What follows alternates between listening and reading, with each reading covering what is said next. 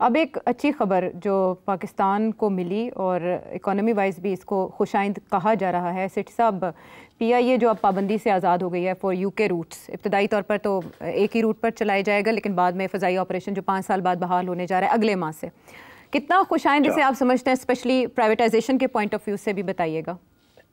Privatisation के point of view से तो खैर थोड़ा बहुत डेफिनेटली फर्क पड़ेगा, बिकॉज पहले ये रूट बंद था। It is one of the most profitable routes, और इसके साथ यूरोपियन रूट्स भी हैं।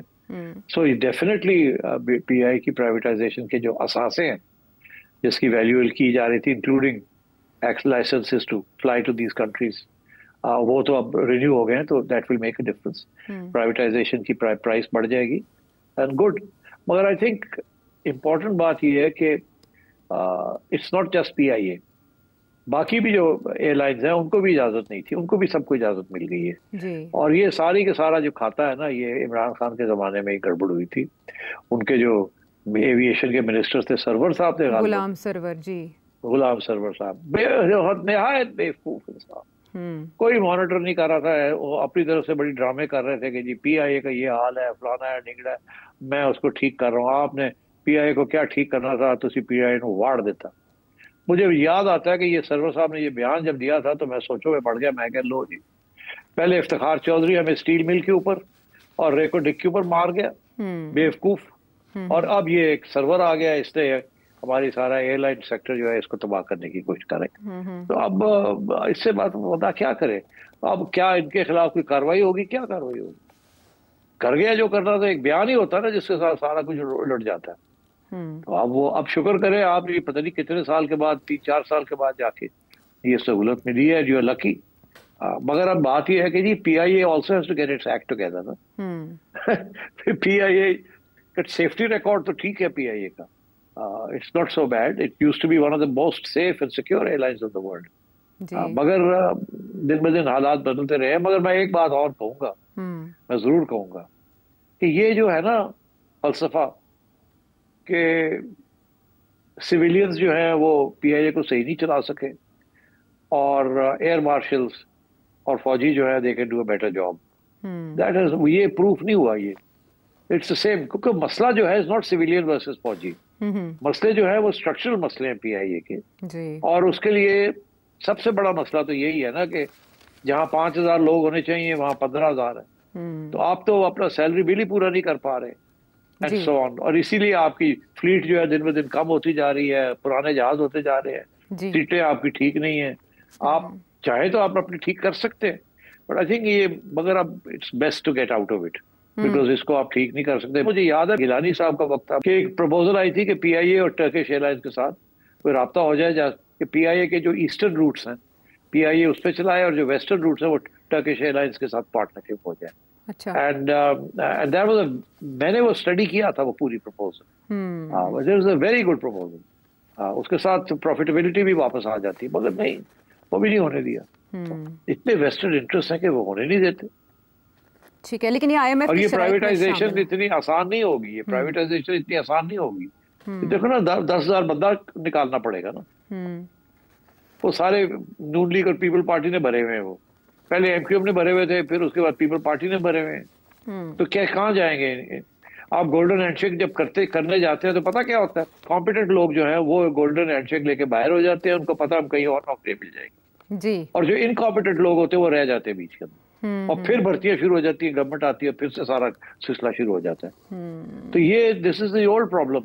बहुत दफा आईएमएफ ने, वर्ल्ड बैंक ने लोन्स दिए हैं आपको up to $1 billion, $750 million, $500 million, कि आप ब्यूरोक्रेसी को प्रून करें, गोल्डन हैंडशेक करके फजूल कम करें ब्यूरोक्रेसी। कोई नहीं होती, पैसे भी आ जाते हैं, खर्च भी हो जाते हैं, होता कुछ नहीं। तो पीआईए का भी वही खाता है। ये सारी privatisation of state owned enterprises का यही प्रॉब्लम। अभी तो एक पूरा खाता पड़ा हुआ है स्टेट ओन्ड एंटरप्राइजेस, एसओईज जिसे कहते हैं आप जी, जो कि नियरली 1 ट्रिलियन रुपीस की उनकी लॉसेस हैं, जो कि बर्दाश्त किया जा रहा है। उधर तो सोचते नहीं है कि उनको बंद कर दिया जाए या प्राइवेटाइज कर दिया जाए। नो, तो ये सब ड्रामे हैं, कोई नहीं। No government is focused on these issues unfortunately. ठीक है, लेकिन प्राइवेटाइजेशन ही इसका हल है, उसके लिए भी पुरकशिश पेशकश करनी पड़ेगी इस हुकूमत को। प्राइवेटाइजेशन सिर्फ हल नहीं है आयशा, हल थोड़े से कॉम्प्लिकेटेड है कि प्राइवेटाइजेशन के साथ भी बड़े प्रॉब्लम्स हो जाते हैं, but you have to have very creative solutions कि अगर प्राइवेटाइजेशन भी होती है, they have to be safeguards to protect the public interest. ये पब्लिक सेक्टर एंटरप्राइजेस क्यों बनाई गई थी कि पब्लिक को बचाने के लिए, उनके लिए अच्छी सहूलतें हों, सस्ती हों। जब आप प्राइवेटाइजेशन की तरफ जाते हैं तो हर चीज महंगी हो जाती है, तो प्राइवेटाइजेशन तो लॉस नहीं ले सकती ना। और सवाल ये है कि क्या प्राइवेटाइजेशन ज्यादा एफिशिएंट होती है या नहीं। फ्रांस के अंदर ब्यूरोक्रेसी बड़ी एफिशिएंट है, ठीक है, वेस्टर्न कंट्रीज के अंदर ब्यूरोक्रेसी एफिशिएंट है, ईस्टर्न कंट्रीज के अंदर bureaucracy is not efficient, totally corrupt. अब इंडिया में भी प्राइवेटाइज किया गया एयरलाइंस को, तो क्या रिजल्ट निकला? हाँ, वहाँ किया उन्होंने, वहाँ बहुत बड़े बड़े सरमायादार हैं और उनके साथ जो टर्म्स एंड कंडीशंस लगाई गई हैं, दे वर मच बेटर देन जो आपको यहाँ होगा। यहाँ तो वो खुली छुट्टी हो जाएगी, देखिएगा क्या होता है। देने का शुक्रिया। और अब नायब वज़ीर आज़म इसहाक डार साहब की बात करेंगे। वैसे तो वो काबुल के एक दौरे पर हैं, वहाँ एक अहम माहदे पर सैफरी की रेलवे ट्रैक वाले माहदे पर उन्होंने दस्तखत किए हैं और मुबारकबाद दी है उज़्बेकिस्तान और अफ़गानिस्तान की हुकूमतों को भी। लेकिन उनकी जानिब से ऐसे बयानात तवातर से आते रहे हैं सेठी साहब जो ख़ासे अहमियत के हामिल हैं। जैसे उन्होंने अमेरिका के हवाले से कहा कि अगर हमारे अच्छे टर्म्स हैं अमेरिका के साथ, तो इसका ये मतलब नहीं है कि अमेरिका की हर बात मान ली जाए। ये थोड़ा कुछ अर्सा पहले की बात है। लेकिन अभी SCO कॉन्फ्रेंस के मौके पर चीन में होते हुए उन्होंने ये मजम्मत की है ईरान के ऊपर, इसराइली हमलों के साथ साथ अमरीकी हमले की भी मजम्मत की और कहा है कि ये SCO कंट्रीज़ के लिए काबिल कबूल नहीं है अटैक्स। इससे क्या जाहिर होता है? देखिए, it's a fantastic statement, because इस वक्त एक तासुर है कि अमेरिका जो है उसको हम नाराज नहीं कर सकते, और अमेरिका का और भी दबाव है बहुत सारा। तो इस सूरत हाल में डार साहब का ये कहना कि इजराइल को कंडेम करना तो प्रॉब्लम नहीं है, मगर अमेरिकन अटैक ऑन ईरान को कंडेम किया, फैंटास्टिक। आई थिंक दाद देनी चाहिए। This is the sort of independent political stance which is important Pakistan के लिए। मगर अब देखना यह है कि इसका रिएक्शन क्या आता है और उसको कैसे डील करेंगे। बिकॉज देखिए, ये बात आगे बढ़ेगी। पाकिस्तान बड़ी मुश्किल एक जगह पे खड़ा है, एक तरफ अमेरिका, एक तरफ चाइना।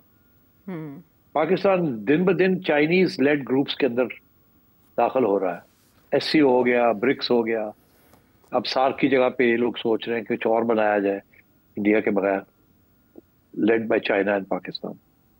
तो दूसरी तरफ ये है कि सारी तजारत जो है, लेन देन जो है, वो सारी अमेरिका के साथ है और यूरोप के साथ। तो अब ये प्रॉब्लम बना हुआ है, तो वो किसी वक्त भी आपके ऊपर आसमान गिर सकता है फ्रॉम द अदर साइड।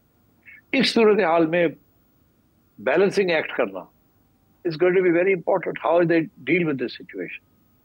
और मैं समझता हूँ डार साहब ने ये बड़ी हिम्मत के साथ ये जो बयान आया, कंडेम किया, और बड़ी प्रिंसिपल्ड पोजीशन है ये। मैं उम्मीद रखता हूँ कि इसी किस्म की इंडिपेंडेंट पोजीशंस पाकिस्तान लेगा। ऑल्दो आई नो बहुत मुश्किल हो जाएगा गोइंग फॉरवर्ड, किस तरीके से जगल करना है आपने, क्योंकि डोंट फॉरगेट अमेरिका के साथ सऊदी अरेबिया भी खड़ा है, UAE भी खड़ा है, कुवैत भी खड़ा है, बहरीन भी खड़ा है। ये सारे वो ममालिक हैं जिनसे आप उधार भी लेते हैं, आप डिपॉजिट्स भी लेते हैं, आप आगे पीछे भी होते हैं। तो इट्स डिफिकल्ट सिचुएशन। बहुत किस्म की क्लेवर फॉरेन पॉलिसी मैनिपुलेशंस और डिविएशंस करनी पड़ेगी। But I think this was a great statement और मैं दाद देता हूँ डार साहब। ये भी एक पॉलिसी का हिस्सा ही हो सकती है कि जब आप अमेरिका में हों और अमेरिकी हुकाम के साथ राब्ते में हो, ऐसे में आपके जो नायब वज़ीर आज़म है वो चाइना में होते हुए एक ऐसा बयान जारी कर दें जो अमेरिका का मुखालिफ है। ये भी पॉलिसी को बैलेंस रखने की कोशिश हो सकती है सेठी साहब? हो सकती है, बिल्कुल हो सकती है। मगर बात यह है कि आप चाइना आपसे नाराज नहीं होता जब आप अमेरिका के साथ जाके बात कुछ करते हैं। अमेरिका नाराज हो जाता है जब आप चाइना के और करीब होते हैं या अमेरिका को डायरेक्ट कंडेम करते हैं। क्योंकि देखिए ना, अमेरिकन पॉलिसीज को तो कंडेम किया जा सकता है ना, चाइना की तो कोई ऐसी पॉलिसी है ही नहीं जिसको आप कंडेम कर सकते। चाइना तो इंडिविजिबल सिक्योरिटी की बात करता है, चाइना तो ट्रेड की बात करता है, चाइना तो कोई साम्राज्य पावर ही नहीं है। चाइना तो अपने सारे बॉर्डर इश्यूज को सॉल्व करना चाहता है। चाइना तो अपना मिलिट्री पावर कहीं भी प्रोजेक्ट नहीं करता, और चाइना आपके मिलिट्री पावर को सपोर्ट करता है। तो I think as I said, Donald Trump के अगर जो एजेंडे हैं, अगर आप फिट ना आए उसके अंदर, तो ये बंदा किसी वक्त भी फ्लिप कर सकता है। इस वक्त इंडिया को बड़ी तकलीफ हो रही है डोनाल्ड ट्रंप के बयानात से, मगर कल को हमारे खिलाफ भी ये हो सकता है। किसी स्टेज के ऊपर ये कुछ ना कुछ गड़बड़ कर सकता है आपके साथ। So one has to be very careful. ठीक है।